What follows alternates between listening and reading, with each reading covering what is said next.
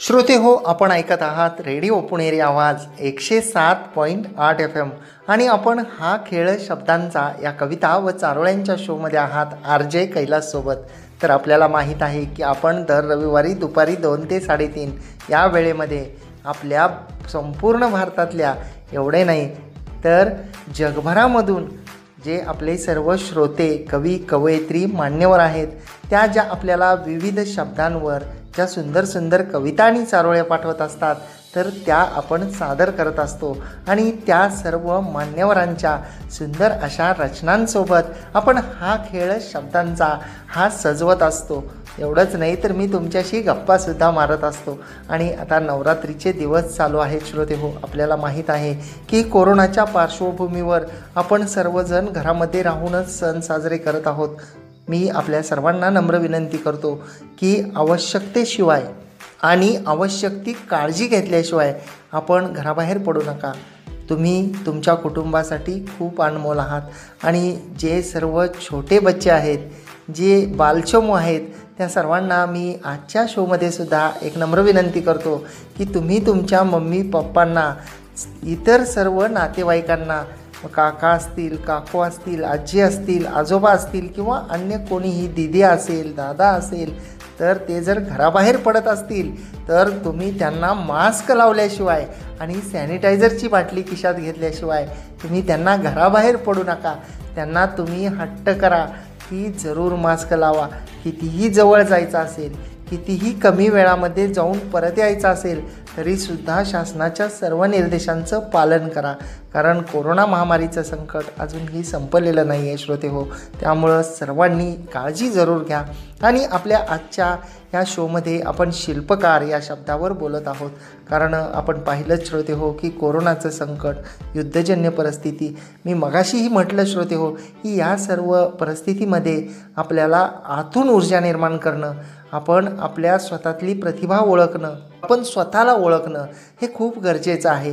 आणि त्यासाठीच आपण आज शिल्पकार या शब्दावर बोलत आहोत. आणि आजच्या शोमधल्या पुढच्या एका सुंदर कवितेकडे आपण वळूयात श्रोते हो. आणि जी आपल्याला पाठवलेली आहे सौ अंजली राजकुमार कोकडवार, नांदेड येथून. आणि मॅडम लिहित आहेत की साऱ्या या सृष्टीचा शिल्पकार तू भगवंता, साऱ्या या सृष्टीचा शिल्पकार तू भगवंता, सुखदुःखाच्या लाटेचा तूच आहे करता करविता, सुखदुःखाच्या लाटेचा तूच आहे करता करविता, शिल्पकार तू या निसर्गाचा ओघळले रंग इंद्रधनुतून, शिल्पकार तू या निसर्गाचा ओघळले रंग इंद्रधनुतून, अजब तुझे शिल्प देवा उमलले कमलदल चिकनातून, अजब तुझे शिल्प देवा उमलले कमलदल चिखलातून. वा, अप्रतिम असे भाव मांडणारी कविता होती श्रोते हो की अजब तुझे शिल्प देवा उमलले कमलदल चिखलातून, चिखलातून कमळ उगवणं असेल,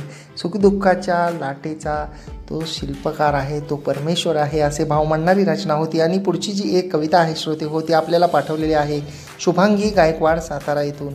आणि त्यांनी लिहिलं आहे की ओबड धोबड पाषाणाला देतोस तूच आकार, ओबड धोबड पाषाणाला देतोस तूच आकार, भगवंता माय बापा रे तूच खरा शिल्पकार, भगवंता माय बापा रे तूच खरा शिल्पकार, अज्ञानी मूढ मानवाला तुझाच रे आधार, अज्ञानी मूढ मानवाला तुझाच रे आधार, तुझ्या कृपा आशीर्वादाविना सारे जीव निराधार, तुझ्या कृपा आशीर्वादाविना सारे जीव निराधार. आणि खरं श्रोते हो की आपल्याला माहीत आहे की निसर्ग हा सृष्टीचा निर्माता आहे आणि निसर्ग हा एक सुंदर असं शिल्प काढत असतो. परंतु निसर्गाचा ऱ्हास होतोय. आपण निसर्गावर आक्रमण केलेलं आहे, अतिक्रमण केलेलं आहे.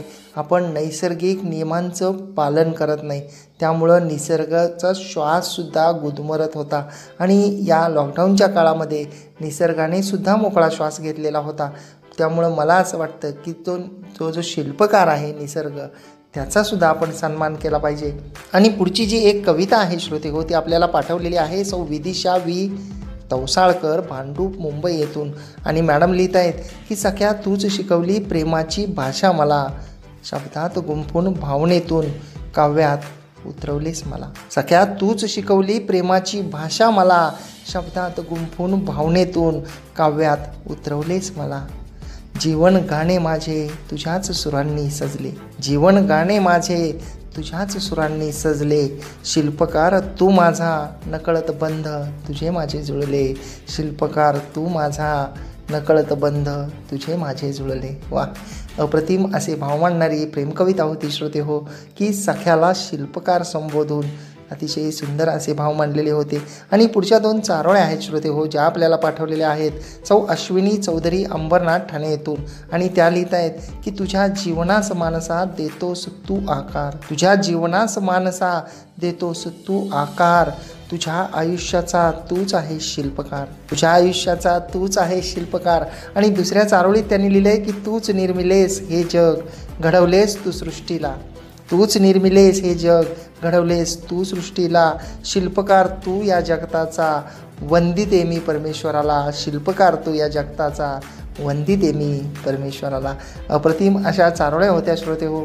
पुढची एक कविता आहे आपल्याला पाठवलेली सौ प्रिया मोरतकर नागपूर यांनी. आणि मॅडम लिहित आहेत की देवसृष्टीचा शिल्पकार तोच जगाला साकारतो, माता पिता एक अंश एक जीवला घडवितो. देवसृष्टीचा शिल्पकार तोच जगाला साकारतो, माता पिता एक अंश एक जीवला घडवितो. माता पिता एक शिल्पकार अध्यात्माचे धडे गिरवत, माता पिता एक शिल्पकार अध्यात्माचे धडे गिरवत. पिढी पिढी समोर जाई संस्काराचे बोध समर्पित, पिढी पिढी समोर जाई संस्काराचे बोध समर्पित. अप्रतिम अशी रचना होती श्रोते हो. पुढची एक सुंदर अशी चारोळी आहे जी आपल्याला पाठवलेली आहे संजय माणिक राठोड, जिल्हा परिषद प्राथमिक शाळा दहिपळ, नाळवंडी, तालुका व जिल्हा बीड येथून. आणि सर लिहित आहेत शिल्पकार शीर्षकाखाली की राजा असो की प्रजा सगळ्याची एकच चित्कार, राजा असो की प्रजा सगळ्याची एकच चित्कार. जोपर्यंत यांना टोकत नाही स्वतःच असतात शिल्पकार, जोपर्यंत यांना टोकत नाही स्वतःच असतात शिल्पकार. सुंदर अशी चारोळी होती श्रोते हो. आणि पुढची एक चारोळी आपल्याला पाठवलेली आहे बालकवी अनुज शिंत्रे, तासगाव, जिल्हा सांगली येथून. आणि ते लिहित आहेत की प्रयत्न तू स्वतःच कर स्वप्न होईल साकार, प्रयत्न तू स्वतःच कर स्वप्न होईल साकार. तुझा आदर्श आम्हाला तूच तुझ्या जीवनाचा शिल्पकार, तुझा आदर्श आम्हाला तूच तुझ्या जीवनाचा शिल्पकार. अप्रतिम असे भाव मांडलेले होते या चारोळीतून श्रोते हो. आणि पुढची एक सुंदर अशी कविता आहे जी आपल्याला पाठवलेली आहे वैभव देशमाने, सायन, मुंबई येथून. आणि त्यांनी लिहिले की सुबक मूर्ती घडविणारा शिल्पकार तो हाडाचा, नीतीचा तू पुरस्कर्ता देव घडवितो दगडाचा. सुबक मूर्ती घडविणारा शिल्पकार तो हाडाचा, नियतीचा तू पुरस्कर्ता देव घडवितो दगडाचा. प्रयत्नांती परमेश्वर तू शिल्पकार विजयाचा, प्रयत्नांती परमेश्वर तू शिल्पकार विजयाचा. यशाचा तू मार्ग दाविसी क्षण देई तू भाग्याचा, यशाचा तू मार्ग दाविसी क्षण देई तू भाग्याचा. अतिशय अप्रतिम आणि प्रेरणादायी अशी कविता होती श्रोते हो. आणि सरांनी सुंदर असे भाव मांडलेले आहेत. काय होतं श्रोते हो, खरं सांगायचं तर बऱ्याच वेळा एखादी गोष्ट जेव्हा आपल्याला करायची असते, जेव्हा आपल्या मनामध्ये एखादी गोष्ट करण्याची कल्पना येते, तेव्हा सर्वात प्रथम आपल्या मनामध्ये हजारो प्रश्न निर्माण होतात.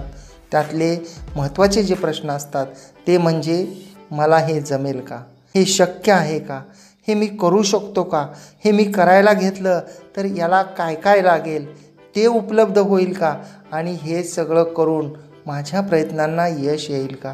तर या सगळ्या नकारात्मक गोष्टी ज्या आहेत ह्या सर्वात आधी बाजूला सारल्या पाहिजेत. नकारात्मक गोष्टींना आपल्या अवतीभोवती कधीही फिरू नाही दिलं पाहिजे.